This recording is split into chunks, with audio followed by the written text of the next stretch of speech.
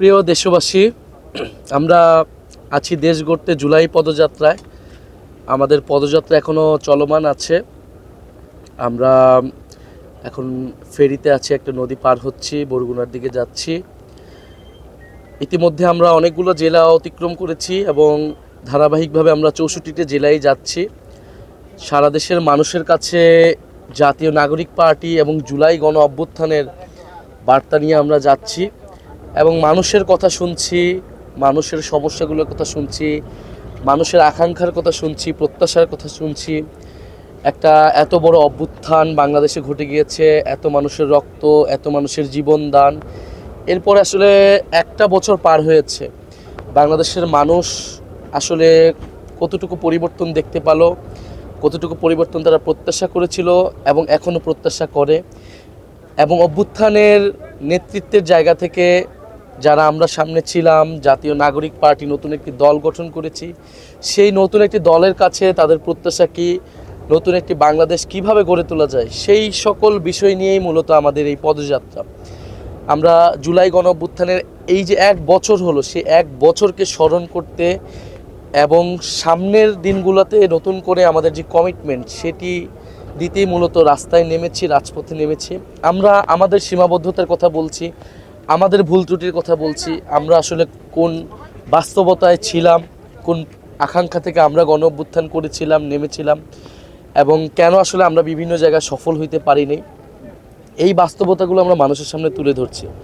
আমরা যেটা বলার চেষ্টা করছি যে এই যে গণ অভ্যুত্থান হয়েছিল, আমরা সবাই জানি যে 16 বছর একটা সরকার কিভাবে দমন পীড়ন করে, ভোটাধিকার হরণ করে, গুম খুন করে টিকে ছিল এবং একটা ন্যায্য দাবিতে, যখন চাকরির দাবিতে আপনার সন্তানেরা রাজপথে নেমেছিল, দেশের তরুণরা রাজপথে নেমেছিল, সে আন্দোলনে দমনপীড়ন চালানো হয়েছিল, নারীদের উপরে দমনপীড়ন চালানো হয়েছিল। এক পর্যায়ে আমাদের ভাইয়েরা বোনেরা যখন শহীদ হলো, সারা দেশের মানুষজন রাজপথে নেমে এসেছিল এবং আমরা এক দফার ঘোষণা দিয়েছিলাম। যে ঘোষণাটি ছিল যে ফ্যাসিবাদী যে ব্যবস্থাটা রয়েছে, যে সিস্টেমটা রয়েছে, সেই সিস্টেমের বিলোপ ঘটাইতে হবে, সেই সিস্টেমটাকে পুরোপুরি নস্যাৎ করে দিয়ে নতুন একটা গণতান্ত্রিক মানুষের অধিকার একটা সিস্টেম তৈরি করতে হবে। তো আমরা শেখ হাসিনার সরকারের পতন দেখেছি, কিন্তু সেই সিস্টেমের পতন আসলে ঘটেনি। আমরা এই কথাটাই বলছি, সেই সিস্টেমের পতনটা ঘটাতে হবে। যেই সিস্টেম দুর্নীতিবাজদের প্রশ্রয় দেয়, সেই সিস্টেম মাফিয়াদের সমর্থনে টিকে থাকে, যেই সিস্টেম সমাজে বৈষম্য তৈরি করে রাখে, যেই সিস্টেম মানুষের মানবিক মর্যাদা নিশ্চিত করতে পারে না, যেই সিস্টেম বৈদেশিক শক্তির কাছে নতজানু হয়ে থাকে, দেশের মর্যাদা নিশ্চিত করতে পারে না। ফলে এই সিস্টেমের হয়তো রাজনৈতিক নেতৃত্ব ছিল আওয়ামী লীগ গত 16 বছর, সেই রাজনৈতিক নেতৃত্ব সরে গিয়েছে। এখন আমরা দেখতে পাচ্ছি আরেকটি দল সেই রাজনৈতিক নেতৃত্বের জায়গায় আসতে চাচ্ছে, সেই সিস্টেমটাকে টিকিয়ে রাখতে চাচ্ছে।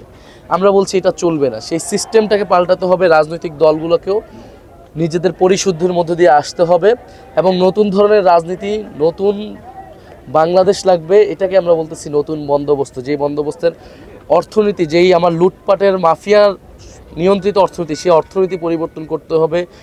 বৈষম্যহীন ইনসাফ ভিত্তিক অর্থনীতি তৈরি করতে হবে। আমাদের সংস্কৃতির মধ্যে যে বিভাজন আমরা দেখেছি, সেই বিভাজন দূর করতে হবে। আমাদের ধর্মীয় স্বাধীনতা, আমাদের সকল ধর্ম এবং সম্প্রদায়ের সাংস্কৃতিক অখণ্ডতাটা নিশ্চিত করতে হবে। আমাদের নারীদের অধিকার নিশ্চিত করতে হবে।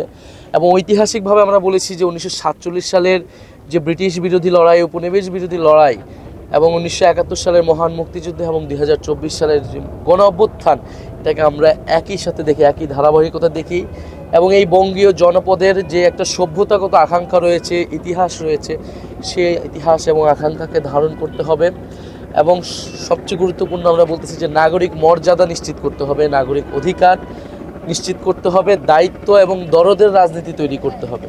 ফলে এই সকল আকাঙ্ক্ষা নিয়ে আমাদের নতুন দল, আমরা মানুষের কাছে যাচ্ছি, জনতার দুয়ারে যাচ্ছি।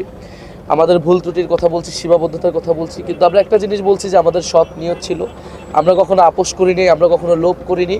আমরা শেখ হাসিনার সময়ও আমরা সেই সময় অনেক নির্যাতনের মধ্য দিয়ে আন্দোলনকে চালিয়ে নিয়ে গেছিলাম। গণ অভ্যুত্থানের পরে বারবার আমাদেরকে নানাভাবে আমাদের বিরুদ্ধে প্রোপাগান্ডা করা হয়েছে। যে এস্টাবলিশমেন্ট সে কোনোভাবেই চায় না এই যে ছাত্র বা তরুণ একটা শক্তির উত্থান ঘটুক। ফলে নানা ধরনের প্রোপাগান্ডা চালানো হয়েছে।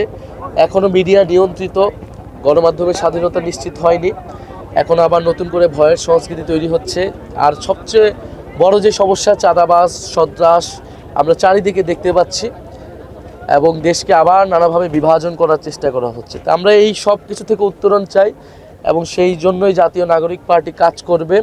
এবং জুলাই যে পদযাত্রা, সেই পদযাত্রা আমরা অকণ্ঠ সমর্থন পাচ্ছি মানুষের কাছ থেকে। আমরা যেখানে যাচ্ছি মানুষ আমাদেরকে ভালোবাসা দিচ্ছে, দোয়া দিচ্ছে, আশীর্বাদ দিচ্ছে, এবং আমরা বিভিন্ন জায়গায় মানুষের স্বতঃস্ফূর্তভাবে মানুষের অংশগ্রহণ আমরা দেখছি, এবং সব ধরনের, সব শ্রেণী পেশার, সব বয়সের মানুষ থেকে আমরা সেই সমর্থনটা পাচ্ছি।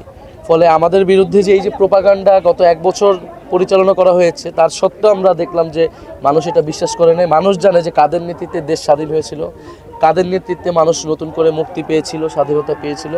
মানুষ আসলে সে আস্থা রাখতে চায় সেই বিকল্প নেতৃত্বের উপরই, সেই এবং মেধা এবং যোগ্যতার ভিত্তিতে যারা রাষ্ট্রটাকে গঠন করতে চেয়েছিল, যারা নিরপেক্ষ প্রশাসন চায়, পুলিশ চায়, আদালত চায়, সেই সংস্কারের পক্ষে এবং গণহত্যার বিচারের পক্ষে এবং নতুন সংবিধানের পক্ষে আমরা সারা দেশে আওয়াজ তুলতেছি।